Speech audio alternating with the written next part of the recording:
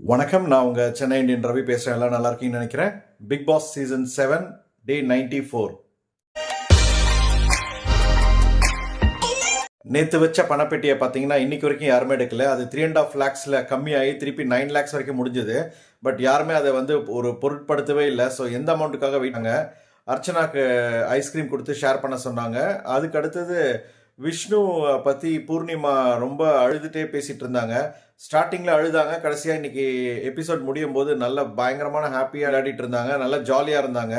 என்ன ஒரு ஃபன்னாக போச்சு, நல்லா ஒரு டைம் பாஸ் ஆச்சு அப்படின்னா ஃபன் ஜோன் அப்படின்ற ஒரு கான்செப்டில் இன்விசிபிளாக மாயா நடித்தாங்க. இருக்கிறதே மற்றவங்களுக்கு தெரியாத மாதிரி மற்றவங்களாம் நடந்துக்கணும். ஸோ மாயா பண்ணுற அட்டூழியம் தான் இன்னைக்கு டைம் பாஸ் ஆச்சுன்னு சொல்லலாம். ஸோ அவங்க கடைசியாக அதை முடிக்கிற வரைக்கும் பயங்கரமாக இருந்தது. அர்ச்சனா, மாயா, பூர்ணிமா இவங்க 3 பேர் பண்ண பயங்கரமான ஒரு சண்டைகள், ஒரு ஜாலியாக இருந்தது இன்னைக்கு. ஸோ அதை தவிர்த்து இன்னைக்கு பிக் பாஸ் ஹவுஸில் வேற ஒன்றும் பெருசாக நடக்கல.